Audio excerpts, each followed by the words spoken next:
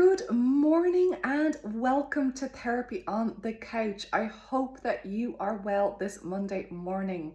I have a question here that came just a couple of weeks ago from one of you lovely people, and it's one that I'm really going to dedicate some time to because it's got a lot in it, and I really do believe that it will help many people here watching and listening to this in terms of their own relationship, let's say, to anxiety and how to handle life when challenges just become very, very overwhelming.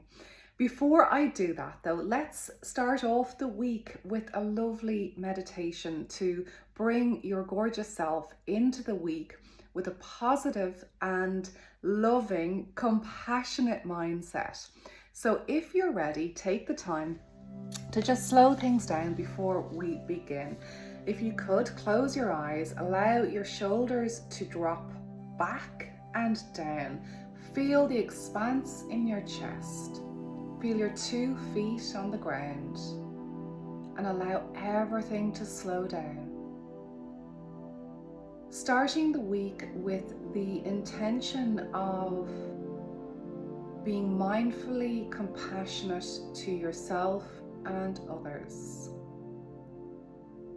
As you slow down your breath,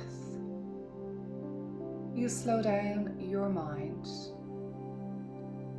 And just allow yourself to imagine that this whole week starts to open like a gorgeous flower, an opportunity for you to embrace the best within yourself without any pressure, with a sense of being kind towards yourself in those moments that you need it most. Continue to breathe deeply and notice the power you have over your own mind to direct it like a compass in the direction that serves you best. With patience, with kindness, we start the week with a smile.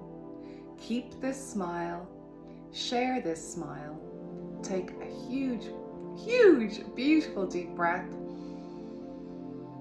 Hold it at the top and slowly open up the eyes as we exhale fully. Well done, well done. It's just a lovely thing to do and get yourself into a really positive frame of mind for the week. So this question that I have now, please bear with me because there's some words that I don't actually know. There's some health conditions that are new to me.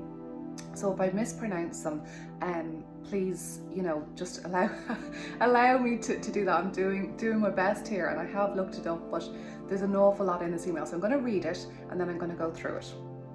So this lovely lady says, I'm 48 years old. Well, we have that in common, so lovely to have you, and have messaged you numerous times over the years as I've read both your books and done your online positive habit course to help me live, accept and deal with living with a lifelong hereditary heart condition called HOCM, hypertrophic obstructive cardiomyopathy, and ICD, implantable cardioverter defibrillator implant. I feel like I'm doing a good job. I use a lot of self-care tools that I've learned through your books and courses. I listen to your audios. I practice EFT, that's emotional freedom tapping, daily. I meditate daily. I keep a gratitude journal, and in general, I try to live a positive, grateful, mindful life. Recently, I ended up in my local ED. I thought originally it was my heart, but thank God it was severe costochondritis. This is a chest condition. It has really got me down. I feel, God, why me again? Have I not enough to deal with? I have daily pain with this at the moment, which is restricting my daily life even more than it is already. I can't do my basic yoga stretches. Even light chores in the house and garden are painful. I live for my garden. I love being in nature, growing my own veg, etc. So this is important to me as a means to keeping my body moving, as I cannot do a lot of things. I feel my anxiety is creeping back into my life. I'm afraid to be out and about, especially without my husband, in case the pain returns. I suppose my question is this okay for me to feel like this? Because I've another obstacle in my life at the moment. Am I doing enough to keep myself on the right path? I really am trying to stay positive and drum it into my head that this particular situation is not forever. It's fluid, like a river.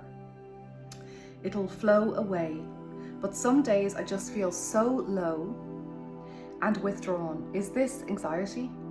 I really don't want to take over my life, as I've been working so hard over the years to keep a positive outlook. But I think it's okay to feel like this too, ? We can't be happy and positive all the time, can we?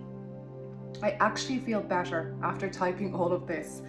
I nearly feel like I've released my built-up fear, my worries about the future, my anxiety. Thank you, Fiona, for your continuous guidance.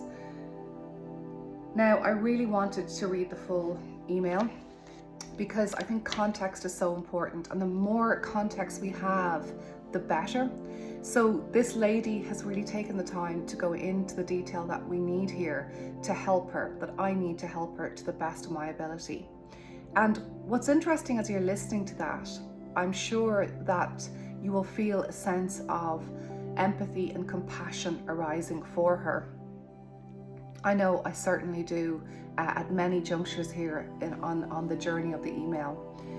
So the first thing that we've got to do, right, is we've got to acknowledge that all of the incredible work that this lady has done so far, my goodness, she is an inspiration when you think of what you're doing every day. And I'll speak directly to you. What you're doing every day is actually incredible. You are meditating, gratitude journal, you're doing your audios, you're doing EFT. All of these things are fantastic. I do so many of them myself, and we never want that to stop, because it's maintaining the positive shifts in your mind. So well done. Please acknowledge that. Please give yourself credit for that. It's not a coincidence that you have managed to live with this hereditary heart condition. That is something that you have created, and you can continue to do so. It's just wonderful. Now, what's happened here is that you have, unfortunately, life has thrown another huge arrow at you in your health. And what I would say here, and I've seen it many times, I've experienced it myself personally, that feeling of wanting to sort of go back to the way things were, like you adjusted, let's say, you adapted to living with your heart condition. And you accepted it, and you move forward, and you manage it, and that's amazing. And then this happens, and what happens now is that you become absolutely 1000% understandably overwhelmed. It's like all of a sudden you're not dealing with just one arrow in life, but you're dealing with two. So what I would say is, please, from the bottom of my heart, give yourself time to process this. We can't jump over. We can't go from a place of, a huge shift in our lives to jumping into being positive. There's this whole area in between where you need to process and acknowledge and live with all of the emotion that comes up. So your question, right, when you say, is it okay to feel this, that you feel not so positive all the time? Of course it's okay. It would be strange if you felt positive all the time, considering what's happening in your life. We can't be happy and positive all the time. No, we can't, and we don't want to.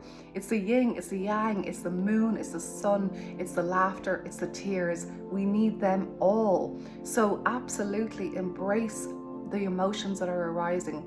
But what I would say, and I think this is the key to your question, is that you embrace them with kindness. Acceptance, yes, is one thing, but we need that level of compassion. It's not enough to just be mindful and aware and try to push through to the positive. You need that self-compassion, that sense of, this is hard for you, my love. It is really such a challenge. You love your garden. It's really hard that you can't get out in the same way that you could. You will again as you continue to slowly and really slowly make progress.